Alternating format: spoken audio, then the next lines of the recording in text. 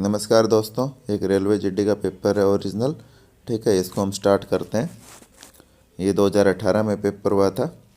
ठीक है, अभी स्टार्ट करते हैं इसको। एक पाइप पानी की टंकी को 12 घंटे में भर सकता है। गलती से एक दूसरा पाइप खुला छोड़ दिया गया है जो टंकी को खाली करता है। इसी कारण टंकी को भरने में 16 घंटे लगते हैं। यदि टंकी भरी हुई हो तो दूसरे पाइप को इसे खाली करने में कितना समय लगेगा, ये इसने पूछा है। ठीक है, दो पाइप हैं, एक मैं ए मान लेता हूँ, दूसरा मैं बी मान लेता हूँ। ये 12 घंटा में भर सकता है। ठीक है, दूसरा इसको खाली करता है, इसका नहीं पता, इसका ज्ञात करना है। और जो दोनों यदि एक साथ चलाए जाएं, ए प्लस बी दोनों नलके एक साथ चलाए जाएं तो ये 16 घंटे में भरती है। ठीक है ना। अभी देखो आप, इनका एलसीएम क्या हो गया 48, यानी कि 48 लीटर की टंकी है, ऐसा हम मान लेंगे। ठीक है, 48 लीटर की टंकी है।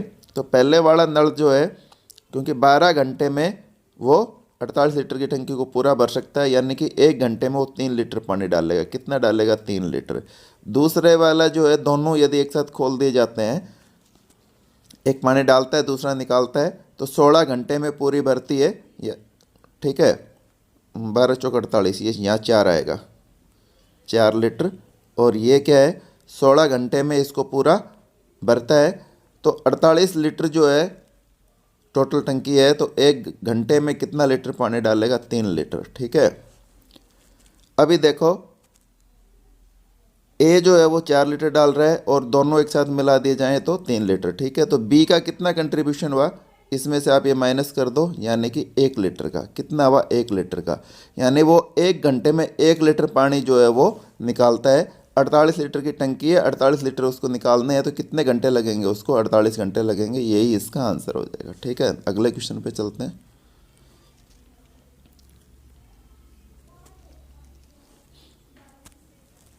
एक समकोण त्रिभुज के कर्ण की लंबाई 14.2 सेंटीमीटर है। इस त्रिभुज के परिवर्त क्षेत्रफल क्या होगा? ठीक है, अब देखो समकोण त्रिभुज क्या होते हैं ये पता होना चाहिए सबसे पहले तो आपको। जिसका एक कोण 90 डिग्री हो उसको समकोण त्रिभुज बोलते हैं। ठीक है, उसके सामने वाली जो भुजा होता है उसको क्या बोलते हैं? कर्ण बोलते हैं। क्या बोलते हैं? इसको कर्ण बोलते हैं। ठीक है, अब इसमें दो तरह के वर्त बनते हैं, एक होता है अंतःवर्त और एक होता है बाह्यवर्त। ठीक है, ये वाला जो है ये बाह्यवर्त है, ये वाला जो है अंतःवर्त है। ठीक है, अब इनकी त्रिज्या हमें पता हो तो हम क्षेत्रफल निकाल लेंगे। जो बाह्यवर्त या परिवर्त होता है उसकी जो त्रिज्या है या व्यास जो है उसका, वो कर्ण के बराबर होता है। किसके बराबर होता है? कर्ण के। ठीक है, और जो अंतर वाला जो होता है, आंतरिक जो वर्त होता है, उसका कैसे निकालते हैं? भुजा में मान लेता हूँ ए, ये बी और सी। ठीक है, तो उसका फार्मूला क्या होता है निकालने का? उसकी त्रिज्या ए प्लस बी माइनस सी और बटे 2, ये उसकी त्रिज्या निकल जाती है, तो उससे इसका क्षेत्रफल निकल जाएगा। ठीक है, आगे चलते हैं, अब इसको सोल्व करते हैं। तो क्षेत्रफल पूछा है इसने, कर्ण की लंबाई यानी कि 2r, व्यास क्या होता है? त्रिज्या का दुगुना, वो कितना है? 14√2। ठीक है, 2 से इसको काटेंगे तो 7 आ जाएगा, यानी त्रिज्या क्या आ गई? 7√2। ठीक है, क्षेत्रफल क्या होता है? पाई आर स्क्वायर। वर्त जो होता है, पाई का मान क्या होता है? 22/7 गुणा आर कितना है? 7√2। जब इसका स्क्वायर करेंगे तो क्या आएगा? 749 और गुणा √2 का क्या आ जाएगा? 2 बाहर आ जाएगा। ठीक है, 7 से इसको काटोगे तो क्या आएगा? 7। अब 22 दूनी 44 और इसको 7 से गुणा कर लो। ठीक है, तो 7 चौक 28 गुणा करोगे तो 8 जो है इसी में आ रहा है, आगे करने की आपको आवश्यकता भी नहीं, आप करके पूरा देख सकते हो। 308 ही इसका जो है आंसर आएगा। ठीक है, आगे चलते हैं।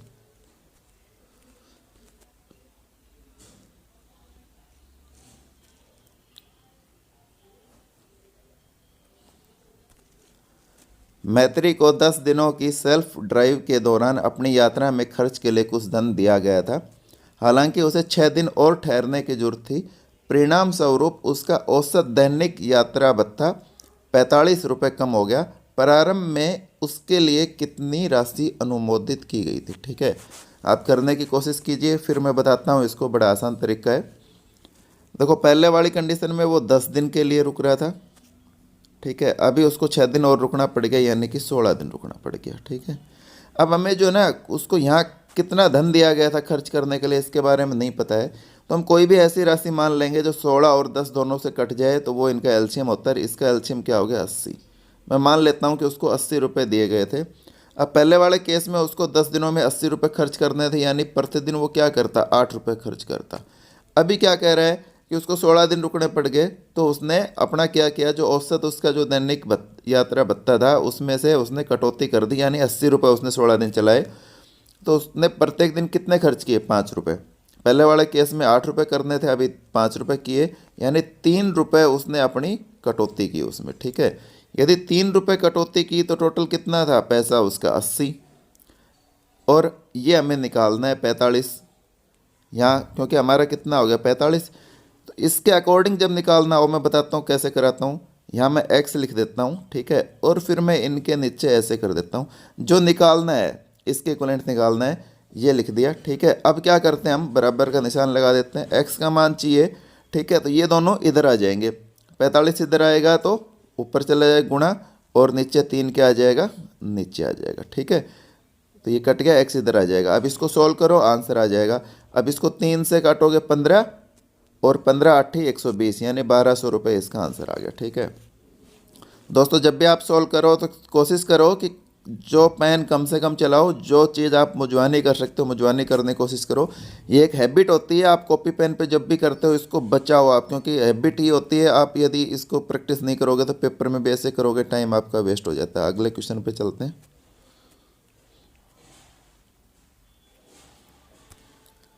घर बनाने में 64 लोग 77 दिन, 64 लोगों को 77 दिन लगे।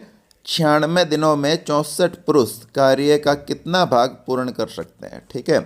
अब देखो ऐसा जब भी क्वेश्चन होते हैं ना, इनमें एक चीज़ ध्यान रखना होता है, बाकी सब चीज़ें गुणा में आती हैं, 2 इक्वेशन होती हैं, लेकिन जो कार्य जो होता है ना वो क्या होता है, बटे में आता है। कार्य हमेशा कहाँ आता है, बटे में आता है, ठीक है।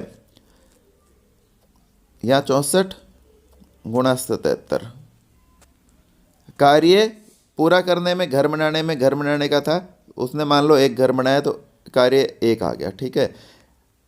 या इसको W लिखते हैं, कार्य को इंग्लिश में वर्क बोलते हैं, ठीक है। तो आप वर्क या उसको कितने पैसे मिले तो उसको वेज बोलते हैं, तो नीचे W आता है, बाकी सब जो है मैन, आवर, डेज, ये सब क्या आते हैं, ऊपर आते हैं, ठीक है। तो बस एक चीज़ ध्यान रखना है, जहाँ भी वर्क आ जाए, आपका पैसा आ जाए, रुपये आ जाए, वेज आ जाए, वो नीचे आएगा, ठीक है। इजकल टू 96 गुणा 44, ठीक है। या मेरे को नहीं पता है, ये निकालना है मेरे को, तो x निकालना है, x उधर आ जाएगा, ये 96 गुणा 44 और बटे 64 गुणा 77, ठीक है। अब काट दो आप इसको, 11 चौकी 44, 11 साती 77, ठीक है। 4 से इसको काटोगे तो क्या आएगा 16, और 16 को इससे काटोगे तो 16 छक्की 96, यानी 6/7, ये इसका आंसर आपका आ गया। अगले क्वेश्चन पे चलते हैं।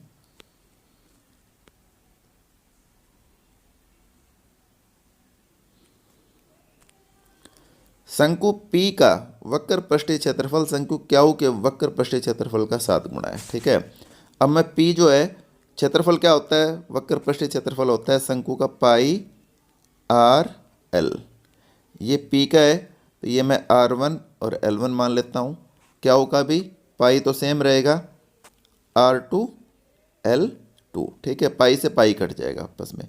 अब क्या कह रहे हैं, P का वक्र पृष्ठीय क्षेत्रफल शंकु के वक्र पृष्ठीय क्षेत्रफल का 7 गुना है। Q जो है शंकु Q इसका 7 गुना है, ठीक है ना।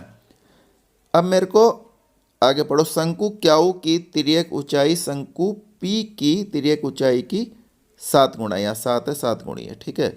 शंकु Q की तिर्यक ऊंचाई कितनी है L2, ये क्या है L1 जो शंकु P है उसकी 7 गुना है, यानी L2 की जगह मैं क्या रख दूंगा 7L1 रख दूं, तो यहाँ रख देता हूँ 7L1, ये कट गया है, ठीक है ना, इसकी जगह रख दिया। अब L1 से L1 कट जाएगा, यानी R1 इजकल टू क्या आ गया 49, R2 R2 ये आ गया। ठीक है, अब R1 R2, ठीक है, ये कितना आ गया 49, 49 R2 रख दो आप, बस इसको ये रखो, R1 इजकल टू 49 R2 ये आ गया। ठीक है, अब आगे चलते हैं। शंकु प्याऊ, शंकु पी और शंकु क्याऊ के आधार के क्षेत्रफल का अनुपात ज्ञात करो। तो आधार क्या होता है, उसका सर्कल होता है, और सर्कल का क्षेत्रफल क्या होता है, पाई आर स्क्वायर। ठीक है, तो इनका अनुपात पूछा है, पी का R1 थी त्रिज्या और दूसरे की R2 थी स्क्वायर। ठीक है, ये कट गया। R1 कितना आया था अपना 49, R2 इसका स्क्वायर और बटे R2, तो R2 है ही। जब ये बाहर आएगा तो 49 का स्क्वायर तो कितना हो जाएगा 24, 0 1, और ये R स्क्वायर हो जाएगा, R स्क्वायर आपस में कट जाएगा। ठीक है ना, और बटे क्या बच जाएगा 1, तो ये इसका क्या आ जाएगा, आपका आंसर आ जाएगा। ठीक है, आपको दोस्तों समझ नहीं आया हो तो इसको दोबारा से आप करके देखिएगा। ठीक है, आपको समझ आ जाएगा।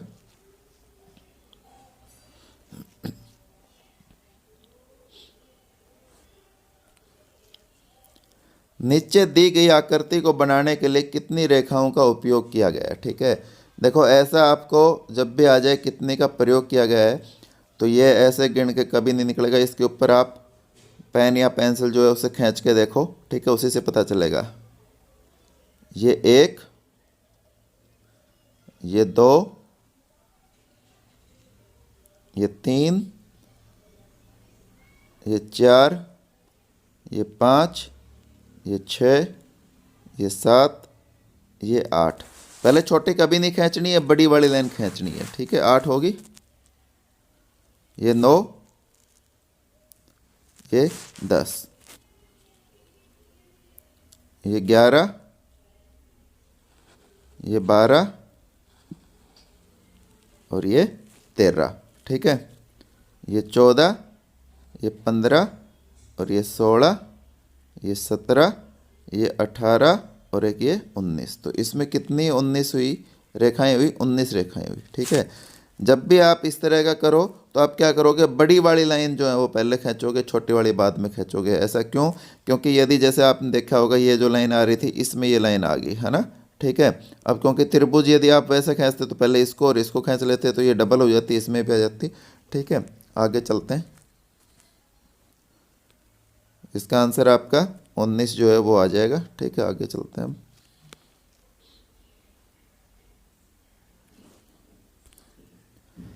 एक राशि 7.5% साधारण ब्याज प्रति वर्ष पर निवेश करने पर 4 वर्ष की अवधि पूरे होने पर 689 रुपये हो जाती है। ठीक है, ये देखो मिश्रधन दे दिया साधारण ब्याज की, उससे जब भी इस तरह का हो तो आप मूलधन हमेशा 100 मान लो, उससे साधारण ब्याज निकाल लो और कंपेयर कर लो, है ना। यहाँ 7.5% है, यहाँ 4 वर्ष है। ठीक है, अब देखो इसका साधारण ब्याज जो है सीधा मैं बता दूंगा आपको 30 आएगा।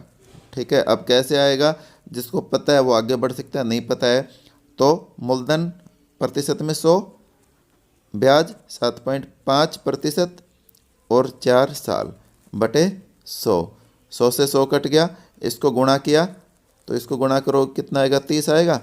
जब ब्याज 30 आ गया तो मिश्रधन कितना होगा, 130। ठीक है, अभी देखो 130 मेरे पास क्या आ गया, मिश्रधन आ गया, और मूलधन कितना है 100, यहाँ कितना है 689, ये मेरे को निकालना है। ठीक है ना, तो मैं क्या करूँगा, बराबर यही बताया था मैंने आपको। तो अब जब इसको सोल्व करूँगा ये इधर आ जाएगा, ये नीचे आएगा, तो 689 तो क्या आ जाएगा, ऊपर आ जाएगा, और 130 जो है वो नीचे आ जाएगा। अब इसको भूल जाओ आप, 0 से 0 कट गया।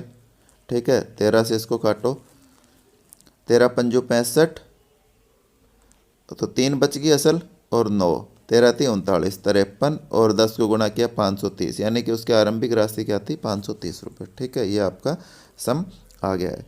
ठीक है, जब आप इसकी आपकी प्रैक्टिस हो जाए तो आप इसको सिर्फ ऐसे लिखोगे, 7.5% था, इसका कितना आया ब्याज 30 आया, तो मूलधन जो है और मिश्रधन जो है उसमें कितना हो जाएगा, यहाँ सीधा लिखोगे आप, मिश्रधन 130 और यहाँ 100 और ये 689 और ये x, ठीक है।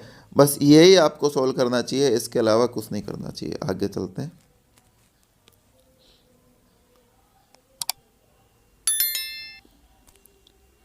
रितेश ने 8 घंटे 60 किलोमीटर प्रति घंटे की गति से गाड़ी चलाई। कुल औसत गति को 72 किलोमीटर प्रति घंटा करने के लिए अब 80 किलोमीटर प्रति घंटे की गति से कितने घंटे गाड़ी चलानी पड़ेगी। जब भी इस तरह का क्वेश्चन हो, ठीक है, एक चलाई है 60 किलोमीटर प्रति घंटा, दूसरा चलाना चाह रहा है 80 किलोमीटर प्रति घंटा, ठीक है। यहाँ क्या कह रहा है 72, अब क्या कह रहा है इससे कितनी चलानी पड़ेगी वो पूछ रहा है। तो इसका आप एलसीएम ये सॉरी डिफरेंस ले लो, कितना आ गया 8, और इनका डिफरेंस कितना आया 12, ठीक है। तो ये अनुपात है इनका कि इस अनुपात में वो गाड़ी चलाएगा। अब पहले वाला यहाँ बाई चांस इस क्वेश्चन में 8 दिया हुआ है, 8 घंटे, ठीक है, तो इसका आंसर सीधा सीधा आ जाएगा 12। यदि यहाँ 16 दिया होता 16 घंटे, तो ये क्या होता यहाँ 16, तो 16 के लिए इसको क्या करते आप 2 से गुणा, 8 दूनी 16, तो ये क्या हो जाता 24 हो जाता, ठीक है। तो इस तरह से ये आपका समसोल होता, ठीक है। और ये मान लो आपको 20 दे देता तो यहाँ 20 करते, ठीक है। तो आप इसको x मान लेते हैं यहाँ। अब मैंने कैसे बताया था, x उधर चला जाता, तो 12 गुणा क्या लिखते 20 ऊपर आ जाता 20 और बटे 8, ठीक है। तो कैसे करते 4 दूनी 8 और 4 तिया 12 और 2 से इसको काटते तो क्या आता 10 और 10 तिया 30, इसका आंसर आता, ठीक है। आगे चलते हैं। निम्नलिखित में से कौन सी संख्या एक परिमेय संख्या है, ठीक है। अब देखो ये जो है पेपर में ऐसे लिखा हुआ था, यहाँ 4 था और इसकी पावर होने चाहिए, सारे ऐसे लिखे हुए, ये जो पावर है यहीं लिखी हुई है इनमें, ठीक है। परिमेय संख्या क्या होती है, जिसका पूर्ण वर्ग या मतलब इस ब्रैकेट से बाहर आ जाए उसको हम परिमेय संख्या कहते हैं, और जो इस अंडररूट से बाहर ना आ पाए उसको हम बोलते हैं अपरिमेय संख्या, ठीक है। अब देखो 49 7 का वर्ग होता है, ठीक है ना, तो यानी फिर भी ये 2 और 7 बच जाएगा, रूट से बाहर नहीं आ पाएगा, ठीक है। 81 किसका होता है 3 की पावर 4 होता है। 64 भी किसी का नहीं आएगा, 36 भी नहीं आएगा, तो 81 जो है वो इसका आंसर आ जाएगा, क्योंकि 64 क्या होता है 4 की पावर 3 होता है और 36 क्या होता है 4 की पावर 2, ठीक है। यानी कि ये 4 किसी की पावर में नहीं आते हैं, ठीक है। तो ये इसका आंसर हो जाएगा आपका। आगे चलो।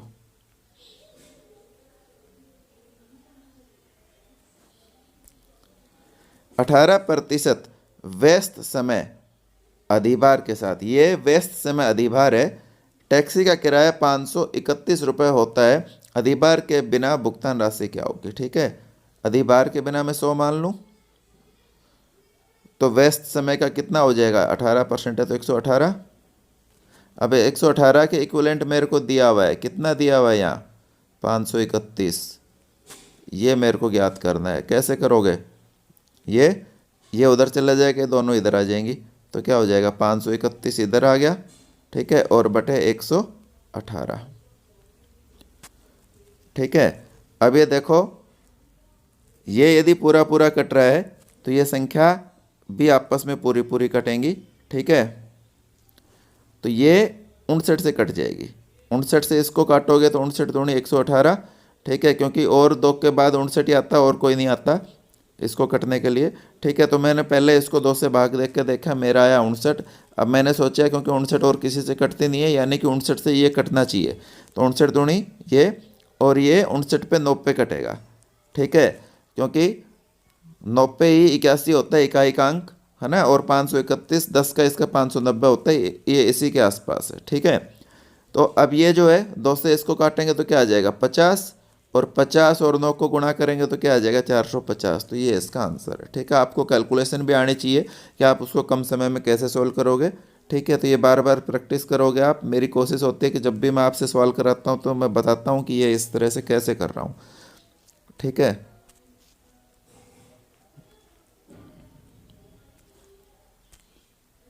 अभी इसको देखो, ठीक है, जब आपका पेपर हो तो आपको इसको कैसे सोल्व करना है, ये इसी के नीचे लिख देना है 1.748, ठीक है।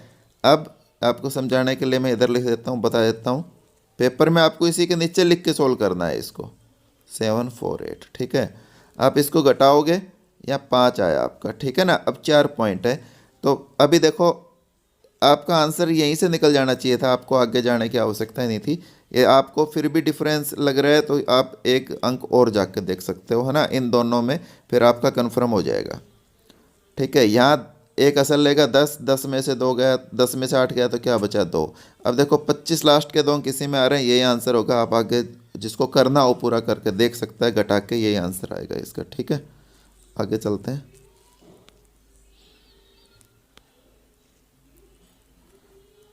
एन भुजाओं वाले एक बहुभुज में कितने किनारे होते हैं? ठीक है, अब देखो ये बहुत आसान क्वेश्चन है, लेकिन बहुत लोग इसमें गलत कर देते हैं। ठीक है, बहुभुज क्या होती है कि जिसकी भुजाएं हमें नहीं पता है उसको हम बहुभुज के रूप में लिख देते हैं। ठीक है, अब जैसे ये हो गया तो त्रिभुज हो गया। अब त्रिभुज में, ठीक है, किनारे जितने भुजाएं होते हैं वही किनारे होते हैं, ये 1 2 3, है ना, और उतने ही कोणे होते हैं। ठीक है, तो ये एन ही इसका आंसर आ जाएगा आपका। 3 है तो 3, चतुर्भुज में 4 किनारे हो गए और 4 ही भुजाएं होगी और 4 ही ये हो गए। ठीक है, आगे चलते हैं। सोल्व करना है, ये भी बड़ा आसान है। ठीक है, अब देखो आप, मैं वही बोलता हूँ बार बार, कम से कम पेन कॉपी चलाने की कोशिश करो। ठीक है, अभी देखो जब इसको काटोगे तो ये 2 की पावर क्या होता है? 8 होता है। क्या होता है? 2 की पावर 3 क्या होता है? 8 होता है। और 8 को जब 32 में भाग दोगे तो क्या आ जाएगा? 8 चौके 4 आ जाएगा। ठीक है, अब इसको गुणा कर दो आप, कितना आ जाएगा? अब देखो इसको जब आप गुणा करोगे तो 6 चौका 24 आएगा, है ना। अब देखो अब 2 की इसमें एक ही आ रहा है, यही आंसर आएगा। अब आप इसको सोल्व करके देख सकते हो।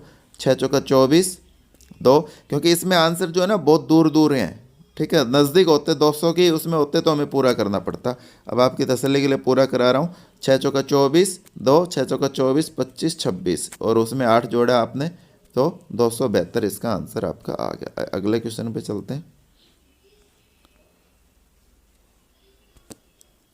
4 वर्ष के बाद एक माँ की आयु अपनी बेटी की आयु से दुगनी होगी। कब होगी? 4 वर्ष बाद। उनकी वर्तमान आयु का योग 46 है। बेटी की वर्तमान आयु क्या है? ठीक है ना, यानी कि x + y।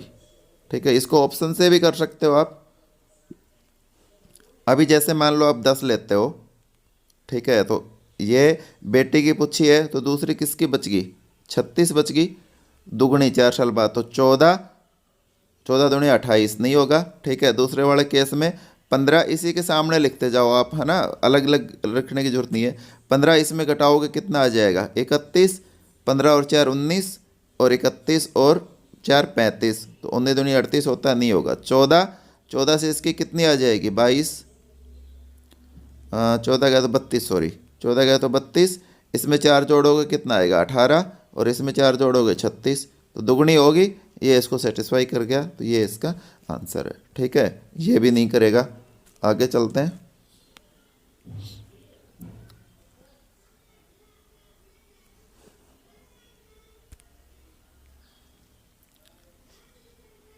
टाइप 1 श्रमिक टाइप 2 श्रमिकों से 2.25 गुणा कुशल है। टाइप 30 टाइप 1 श्रमिक एक काम को 6.4 घंटों में कर सकते हैं। इसी काम को करने के लिए 4 टाइप 1 और 15 टाइप 2 श्रमिकों को कितने दिन लगेंगे? ठीक है, अब देखो ये क्वेश्चन जो है मैंने दोस्तों एज इट इज डाला है जैसे कि ये पेपर में आया था। अब इसमें देखो एक गलती है, यहाँ जो है ना ये घंटों में लिख दिया, और घंटों में लिखने से हम ये क्वेश्चन को सोल्व करेंगे गलत आएगा, आंसर ही नहीं मिलेगा, हमारा टाइम वेस्ट हो जाएगा। ठीक है, और क्योंकि इसमें जो है ऑप्शन में आपका उसने ना दिन से इसका निकाला हुआ है आंसर। किससे निकाला हुआ है? दिन से।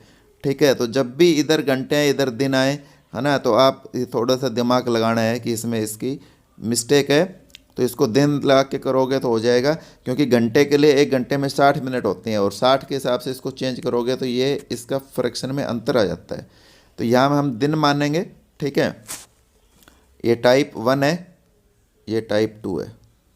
ये क्या कह रहा है? ये कह रहा है कि टाइप 1 टाइप 2 के श्रमिकों से 2.25 गुणा अधिक कुशल है। ठीक है, अब 2.25 का अर्थ क्या होता है? 2 सही 1/4, यानी कि ये 9/4। ठीक है, तो 9/4 इसका अर्थ ये 9 काम करेगा तो ये 4 काम करेगा। ठीक है ना, तो ये ज़्यादा कुशल है, यानी कि ये 9 काम करेगा और ये 4 काम करेगा। ठीक है, अब टोटल काम हमें कैसे पता चलेगा? टोटल काम ऐसे पता चलेगा, ये कह रहा है 30 श्रमिक लगते हैं कौन से टाइप 1 के, और उनको 6.4 दिन लगते हैं किसी काम को पूरा करने में। अब 6.4 दिन में कितने हैं 30, और काम ये कितना करते हैं 9। ठीक है, ये टोटल काम आ गया हमारा।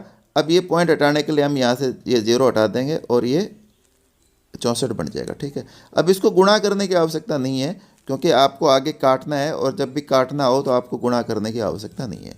अब क्या कह रहा है, इसी काम को करने के लिए 4 टाइप 1, एक टाइप 1 एक दिन में कितना करता है 9 यूनिट बनाता है। कोई भी काम करता है उसकी 9 यूनिट बनाता है, तो 4 आदमी कितनी बना देंगे 36।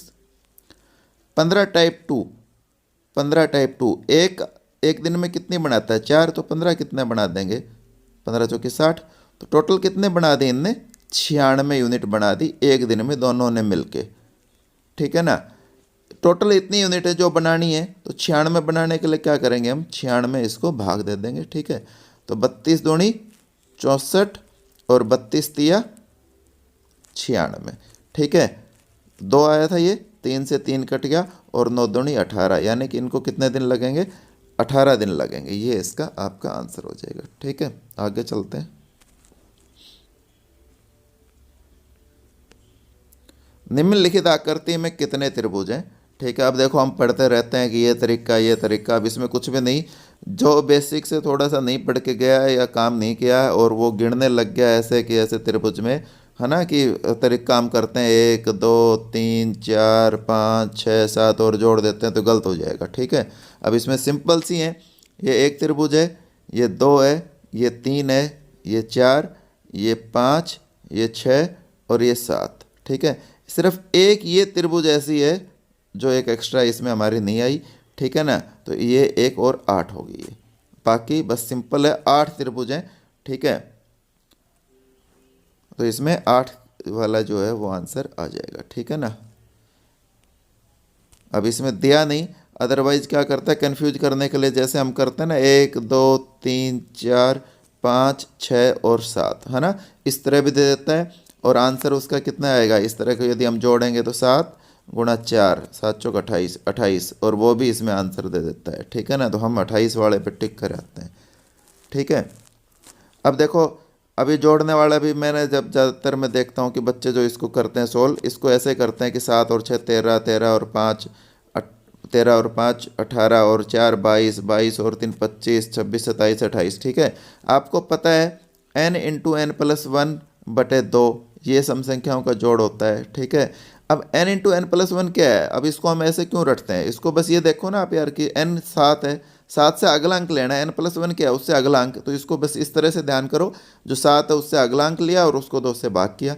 अब 7 था, 7 का अगला अंक क्या था 8, 8 को 2 से भाग करेंगे तो क्या आएगा 4। अब ये मेरे को पता है कि अगले अंक को जब 8 है 8 को 2 से भाग करेंगे तो 4, तो मैंने सीधा 4 ही लिख दिया, क्यों लिखूँ मैं, है ना। ठीक है, ऐसे क्या क्यों लिखें, टाइम वेस्ट होगा ना हमारा, तो इसको करेंगे तो 4, तो 7 चौक 28। ठीक है, तो आप ये जब तक चीज़ें आप अपना जो डेली रूटीन है जो भी चीज़ें करते हो उसमें नहीं उतारोगे आपके याद नहीं होंगी। ठीक है ना, अब जैसे 50 संख्याओं का पूछे, है ना, कि उससे तो आपको 50 जैसे पूछा है, तो अब देखो जब भी ऐसा संख्या होता है यदि ये सम संख्या तो अगले विषम आएगा। ठीक है, तो ये वाली कटेगी, है ना, तो आपको 51 और इसको 25, 25 गुणा 51 लिखना है सीधा। ठीक है, n into N plus 1 formula लिखना ही जरूरत नहीं है, आपको जितनी पूछे एक उससे अगले अंक लेके और 2 से भाग करना है। ठीक है, आगे चलते हैं। निम्नलिखित में से कौन सी संख्या पूर्ण वर्ग नहीं है। ठीक है, ऐसी कुछ चीज़ें होती हैं, एक तो 2 3 और 7 और 8, ये किसी भी संख्या के पूर्ण वर्ग में नहीं आता है। मतलब ये यदि किसी संख्या के लास्ट में है, इकाई का अंक 2 है 3 है 7 है या 8 है, तो वो कभी पूर्ण वर्ग हो ही नहीं सकता है। ठीक है, तो जब भी आपका ये पूछे पूर्ण वर्ग नहीं है, तो सबसे पहले आपको इन्हीं में से देखना है किसी का इकाई अंक तो ये नहीं है, तो इसका इकाई अंक 8 ही है, तो ये इसका आंसर आ जाएगा और कुछ भी नहीं करना। ठीक है, आपका 2 सेकंड सिर्फ लगेंगे। अगला सम,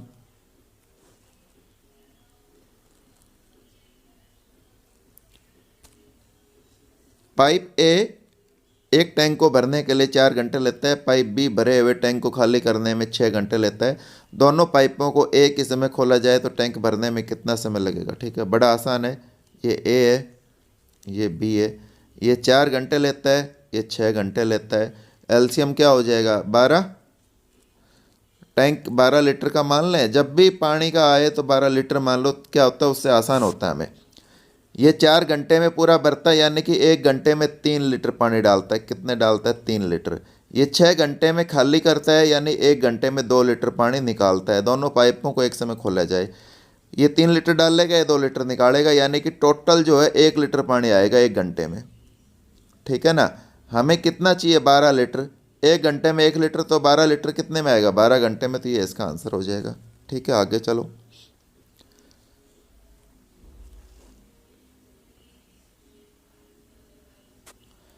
कोई त्रिभुज है ए बी सी, ठीक है, ए बी और सी। ए बी और बी सी ये आपस में बराबर है। ठीक है, सी का मान जो है वो 75 डिग्री है, तो कोण बी का मान क्या होगा? ठीक है, तो जब भी ये भुजाएं बराबर होती हैं तो ये दोनों कोण भी आपस में बराबर होते हैं। ठीक है, तो 75 और 75, ये 75 है तो ये भी 75 होगा, तो इसका 75 आंसर आ जाएगा। और यदि ये पूछ लेता ए बी और बी सी बराबर है, ठीक है, हमने ये वो कर दिया। ठीक है, इसको दोबारा बना देते हैं। A B C, A B C, ये भुजा आपस में बराबर है। तो ये कॉमन बिंदु को छोड़ के जो दो अलग हैं वो कोण आपस में क्या होते हैं? बराबर होते हैं। ये मेरे को 75 दिया गया है, ये मेरे को निकालना है ये वाला। ठीक है, तो ये भी 75, ये भी 75, तो 75 और 75 कितने हो गए? 150। और त्रिभुज के तीनों कोणों का योग कितना होता है? 180 होता है, हमें पता है। 180 तीनों का है, दो का 150 आ गया, तो तीसरे का कितना बच गया? 30 डिग्री। ठीक है, आगे चलते हैं।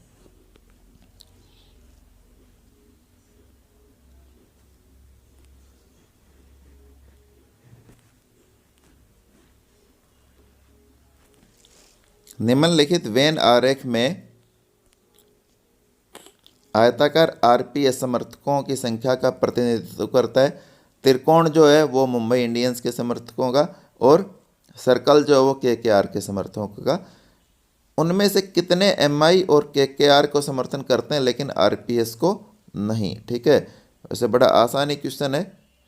ठीक है, इसने पूछा है मुंबई इंडियन और केकेआर को तो करता है। अब मुंबई इंडियन किससे दर्शाता है? इससे, त्रिभुज से। ठीक है, ट्रायंगल से। और केकेआर को किससे दर्शाता है? सर्कल से। और आरपीएस को किससे दर्शाता है? इससे। यानी कि अब हमें लेना है जो त्रिभुज में हो और सर्कल में हो लेकिन आयत में ना हो। तो अब इसमें देखोगे आप, ये सर्कल है, ये त्रिभुज है और ये आयत है ना? ठीक है, तो अब इसमें देखोगे तो आप ये दो ऐसा है जो सर्कल में भी है, त्रिभुज में भी है, लेकिन आयत में नहीं है, तो इसका आंसर क्या हो जाएगा? 2 हो जाएगा। ठीक है, अब आपसे पूछता जो तीनों का प्रतिनिधित्व करता हो तो क्या होता?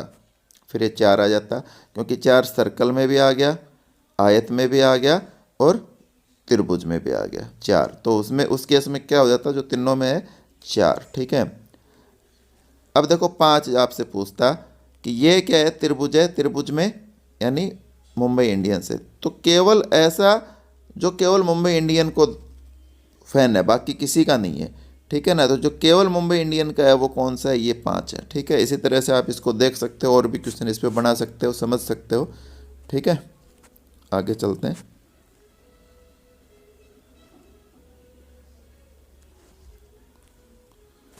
इनमें से किस संख्या का वर्गमूल अप्रिमेय संख्या होगी? तो वर्गमूल अप्रिमेय पूछ ले या पूर्ण वर्ग नहीं होगा, एक ही बात है। ठीक है, अप्रिमेय वही होता है जो रूट से बाहर नहीं आता है ना? ठीक है, तो अब मैंने बताया था जिसमें भी 2, 3 और 7 और 8 इनमें से कोई चीज़ मिल जाए तो आपको उसी पे टिक मार देना है, बाकी पे देखने की आवश्यकता नहीं है। आगे चलो। दी गई आकृति को बनाने के लिए आवश्यक क्षैतिज और ऊर्ध्वाधर सीधी रेखाओं की न्यूनतम संख्या ज्ञात कीजिए।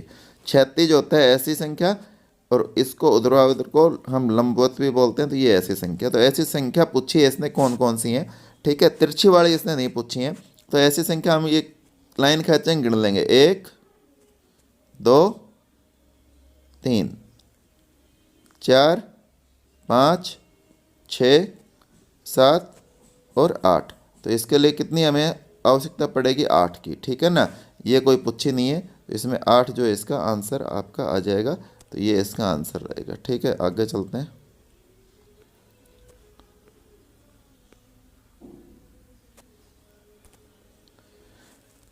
ठीक 10 गुणक वाली सबसे छोटी प्राकृत संख्या कौन सी है, ठीक है। 10 गुणक क्या होता है। अब देखो, जब भी इस तरह का कोई क्वेश्चन दे देता है ना, उसमें आंसर ज़्यादातर या तो पहले स्थान पे होता है, ठीक है। ये सिर्फ एक तुक्का है, ऐसा कुछ नहीं है, ठीक है। जो निकाल सकता है वो बहुत अच्छी बात है।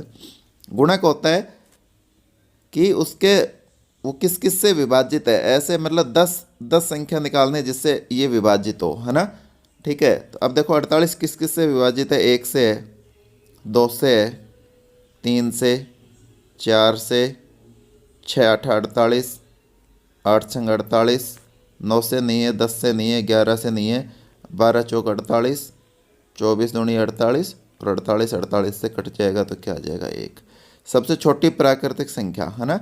1 2 3 4 5 6 7 8 9,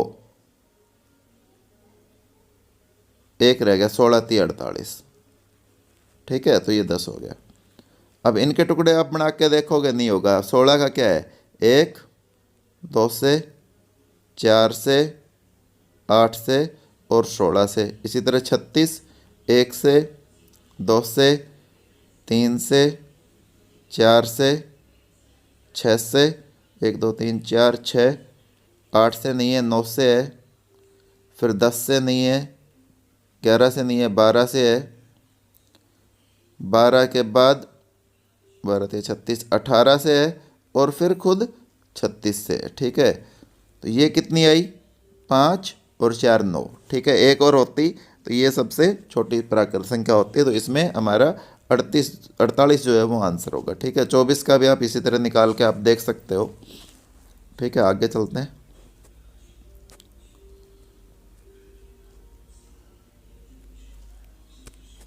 कि कोई समाधान नहीं है तो के का मान क्या होगा, ठीक है। अब देखो, इसमें मैं बेसिक बता देता हूँ आपको। पहले जो भी द्विघात समीकरण होते हैं ना, वो ऐसे होती है, ax² plus bx plus c 0। ये द्विघात समीकरण होती है। और इसमें एक इक्वेशन होती है b² माइनस 4ac। इसके 3 मान निकल सकते हैं। एक तो हो सकता है 0, एक हो सकता है पॉजिटिव वाले यानी कि 0 से बड़े हों, और एक हो सकता है नेगेटिव वाले यानी कि 0 से छोटे हों, ठीक है। तो इसको कैसे लिखेंगे हम, एक तो =0, दूसरा पॉजिटिव वाले >0, और तीसरा <0, 0 से छोटा, ठीक है। इस इक्वेशन का यदि 0 मान है तो इसके जो भी मूल आएंगे वो x का जो मान आएगा, मूल होता है x के जो मान होते हैं वो बराबर होंगे, लेकिन उनके निशान आपस में अलग अलग होंगे। जैसे एक -3 होगा तो दूसरा क्या होगा, +3 होगा, ऐसे होगा। यदि b² माइनस 4ac = 0 हो, ठीक है। यदि ग्रेटर देन जीरो का अर्थ क्या होता है कि वो पॉजिटिव हो, तो ऐसे में क्या आएगा, मान अलग अलग होंगे लेकिन वास्तविक होंगे। क्या होंगे, अलग अलग होंगे लेकिन वास्तविक होंगे।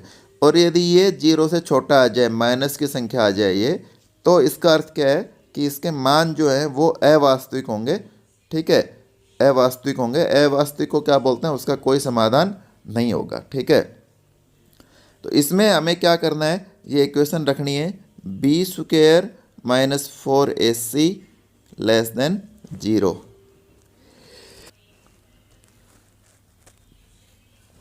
तो ये इससे क्या होना चाहिए, कम होना चाहिए, ठीक है। अब b का मान यहाँ क्या है, जो x का गुणांक होता है वो b का मान होता है। तो b का मान क्या होगा, k² माइनस 4।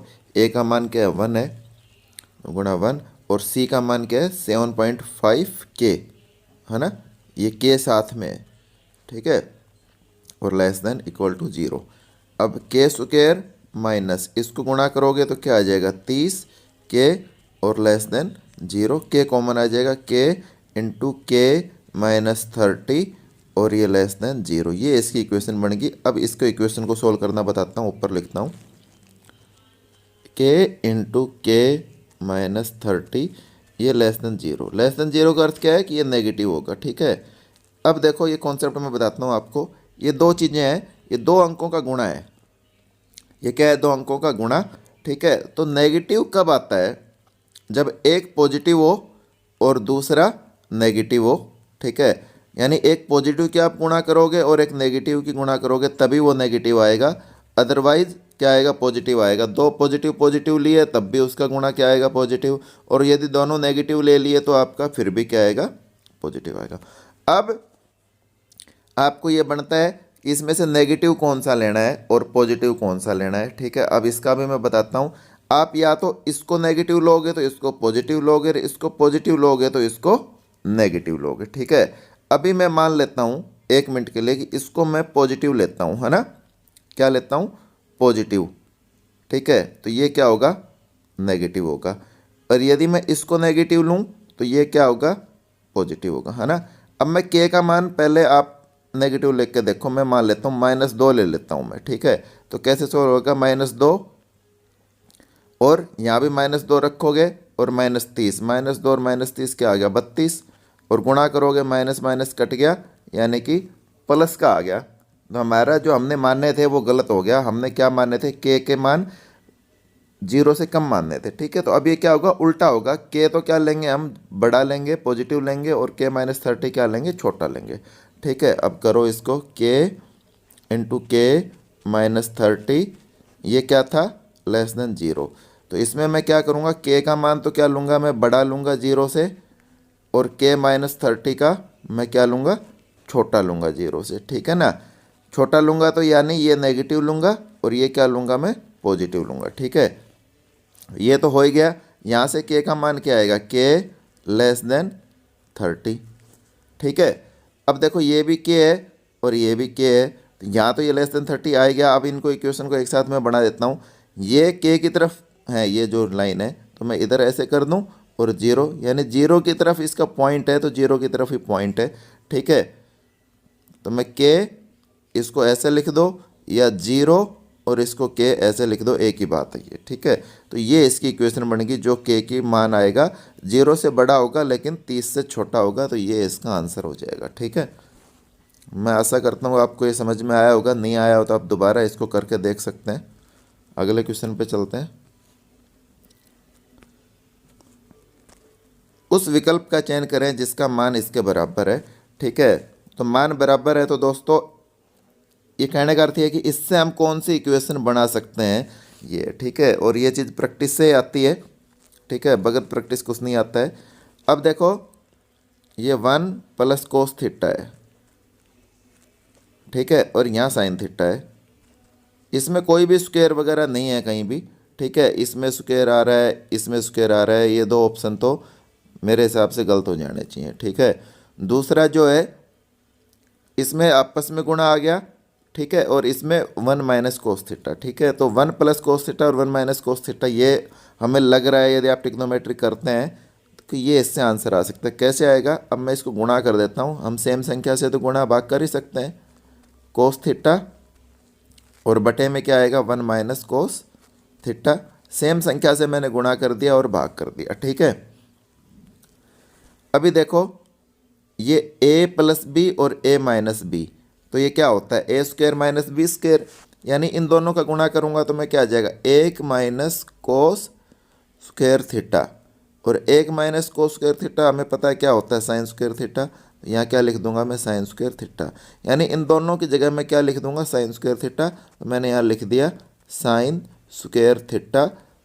एक थीटा से एक थीटा बच गया यानी कि साइन थीटा, और नीचे क्या बच गया? 1 - cos थीटा। तो ये इसका आंसर है। अगले क्वेश्चन पे चलते हैं।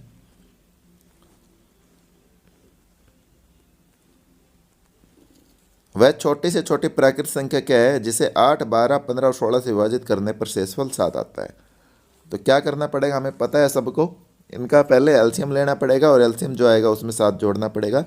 और मैंने बताया जब भी संख्याएं, कोई दो संख्या आपको ऐसे मिल जाए कि जो एक संख्या दूसरे को पूरा काट रही है, तो उसमें बड़ी वाली संख्या लेते हैं और उसी से एलसीएम निकालते हैं। यानी आप एलसीएम निकालोगे तो 8 को लेने की आपको आवश्यकता नहीं है। तो मैं 12, 15 और 16 ये तीन संख्याएं ही ले रहा हूँ।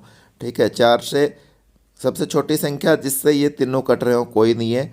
ठीक है, 2 कट रहे हो तो वो 4 है। 4 तिया 12, 15 और 4 चौकी 16। ठीक है, अब ये 3 से कटेगा, 3 एकम 3, 3 पंचू 15 और ये 4। ठीक है, अब इनके आपस में गुणा कर दो, 5 चौका 20 और 12, 4 तिया 12। ठीक है, तो 20 गुणा 12 कितना हो गया, 240। 7 इसमें मैं जोड़ दूंगा, 247। ठीक है, अब देखो यहाँ भी यदि आप मेरी वीडियो लगातार देखते हो तो आपको पता लगा होगा मैं क्या करता हूँ, पहले ऐसे गुणनखंड इनमें से ढूंढने की कोशिश करता हूँ कि जिनका आपस में गुणा करूँ तो जीरो वाला आए। जैसे 5 चौका 20 है ना, या 15 होता है ना, या 5 होता मान लो। ठीक है, तो मेरी कोशिश ये रहती है कि आपस में किन को गुणा करें कि एक जीरो वाला आ जाए, क्योंकि उससे गुणा करनी आसान है। ठीक है, अब यदि मैं ऐसे करता इसको, 4 तिया 12, 12 पंजू 60। ठीक है, और 60 ये तो चलो इससे भी आ जाता है, लेकिन कई बार ऐसे आते हैं कि उससे आसानी से नहीं होता है। ठीक है, तो मैंने इसीलिए इनको किया था 5 और 4 20 और ये 12। ठीक है, तो 12 दूनी 24, 240 और 7 इसमें जोड़ दिया, 247। आगे चलते हैं।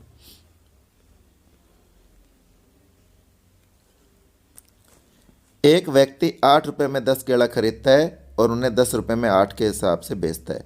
90 रुपये का लाभ प्राप्त करने के लिए उसे कितने केले बेचने होंगे। जब भी इस तरह का प्रश्न आए तो सबसे पहला काम होता है कि दोनों इक्वेशन लिख लिया करो। यहाँ पैसे है या रुपए रेट, और यहाँ केले संख्या। ये 8, ये 10, ये 10 और ये 8। ठीक है, अभी देखो ये क्या कह रहा है, अब जब भी खरीदे या बेचे तो उसमें केलों की संख्या बराबर होनी चाहिए, जो भी बेचने वाली संख्या है। तो इनको बराबर करने के लिए क्या करना पड़ेगा, ठीक है, इनका एलसीएम लेना पड़ेगा। और एलसीएम लेने के लिए या तो आप एलसीएम ले लो या आपस में गुणा कर लो। तो गुणा भी इसको कर सकते हैं क्योंकि कम ही संख्या ये। इसको मैं 8 से गुणा कर दूंगा तो ये क्या हो जाएगा, 8 8 64 और ये 80 हो जाएगा। इसको मैं 10 से गुणा कर दूंगा तो ये 100 हो जाएगा। यानी उसने 64 रुपये में खरीदे और 100 रुपये में बेच दिए, तो उसको कितने रुपए का लाभ हुआ, 36 रुपये का। कितने केलों पे, 80 केलों पे। अब ये पूछ रहा है 90 रुपये लाभ कमाना है, यानी 36 रुपये थे तो 80 हुआ। यहाँ मेरे को पूछ रहा है यहाँ 90 है और ये एक्स केड़े मेरे को पूछ रहा है, तो ये ऐसे करेंगे ऐसे करेंगे। अब इसको सोल्व कर देंगे। कैसे करेंगे, 80 90 इसके गुणा में चला जाएगा, गुणा 90 और बटे 36। ठीक है, 9 से इसको काट देंगे, 9 चौका 36, यहाँ 10 आ जाएगा। 4 से इसको काटूंगा तो क्या आ जाएगा, 20। ठीक है, और 20 और 10 के आपस में गुणा कितना होता है, 200। तो ये इसका आंसर आ जाएगा। ठीक है, आगे चलते हैं। ये बड़ा इंपॉर्टेंट और टफ क्वेश्चन है। मेरी सभी से एक बार रिक्वेस्ट है कि इस क्वेश्चन को आप पहले बना के देखिए। ठीक है, आपसे नहीं बने फिर आप एक बार इसको देखिएगा। अब मैं पढ़ता हूँ इसको। पाइप ए प्रेविसिका पाइप है, मतलब पानी डालता है, जो खाली टंकी को 8.7 घंटों में भर सकता है। पाइप बी भरी हुई टंकी को 5.8 घंटों में खाली कर सकता है। भरी हुई टंकी में एक एक घंटे के लिए दोनों पाइपों को क्रम से खोला और बंद किया जाता है। शुरुआत पाइप बी से की गई। ये बहुत इंपॉर्टेंट है, जो अभी तक हम क्वेश्चन करते थे। एक तो वो भरने वाला होता था, ठीक है, ये क्वेश्चन खाली करने वाला, टंकी को खाली करने में। दूसरा इसमें जो है शुरुआत जो खाली करने वाला पाइप है उससे किया गया है। ठीक है ना, किससे किया गया है, जो खाली करने वाला पाइप है। ठीक है, तो इसमें दो कॉन्सेप्ट हैं जो लग रहे हैं। अब मैं बताता हूँ इसको। ये ए पाइप है, ये बी पाइप है। ये 8.7 घंटे भरने में लेता है, ये 5.8 घंटे में खाली करने में लेता है। यानी इसकी तीव्रता जो है वो तेज है। अब इनका आप 1 मिनट के लिए पॉइंट हटा दो तो ये 58 बन जाएगा, 87 बन जाएगा। ठीक है ना, और ये इसका 29 से कट रहे हैं। इनका एलसीएम यदि हम लेंगे तो क्या आएगा, 174 आएगा। तो अब मैं यहाँ क्योंकि पॉइंट था तो एक यहाँ पॉइंट लगा देता हूँ। मैं मान लेता हूँ 7.4 लीटर की टंकी है हमारी जो भरी हुई है। ये 8.7 घंटे में पूरी भरता है, यानी 1 घंटे में 2 लीटर पानी डालता है। ये 5.8 आवर में पूरी खाली करता है, यानी 1 घंटे में 3 लीटर पानी निकालता है। इसने 1 घंटे में 2 लीटर पानी डालता है, ये 3 लीटर पानी निकालता है। ठीक है, अब देखो सबसे पहली चीज़ तो क्या है, भरी हुई टंकी 1 घंटे के लिए दोनों पाइपों को क्रम से खोला और बंद किया जाता है। अब देखो पहले बी को खोला, उसने 3 लीटर पानी निकाला तो 3 लीटर निकला, 3 लीटर कम हो गया पानी। दूसरे केस में क्या हुआ, 2 लीटर पानी क्या हुआ, डला, +2 हो गया, यानी कि 1 लीटर पानी निकला 2 घंटे में। कितने घंटे में, 2 घंटे में 1 लीटर पानी। तो जब भी आपका ये एलसीएम पॉइंट में हो तो इसको, इससे अगला अंक पूरा अंक मान लो इसको सोल्व करने के लिए, कि मैं मान लेता हूँ सिर्फ एक सोल्व करने के लिए, यहाँ मैं 18 लीटर मान लेता हूँ इसको। अब लास्ट का ये 3 लीटर को निकालता है, ठीक है ना, तो लास्ट वाला 1 घंटा है उसमें डायरेक्ट 3 लीटर निकाल देगा, यानी कि 3 लीटर निकालेगा तो 15 लीटर बच जाएगा, जो इस हिसाब से भरेगा इसको।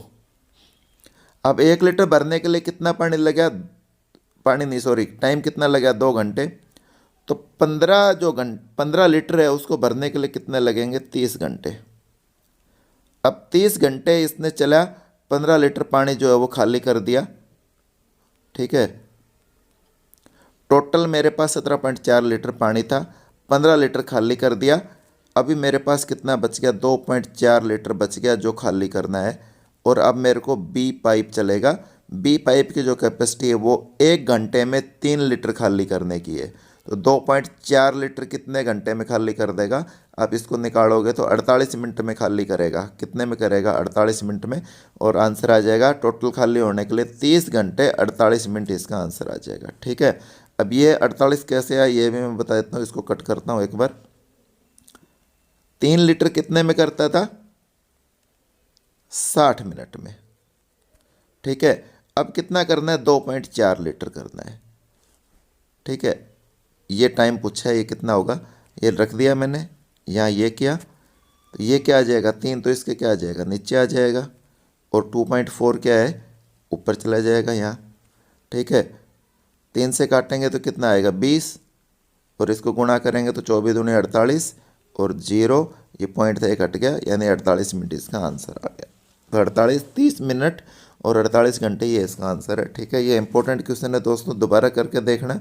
इंपॉर्टेंट इन द सेंस कि ये डिफिकल्ट क्वेश्चन है। ठीक है, आगे चलते हैं।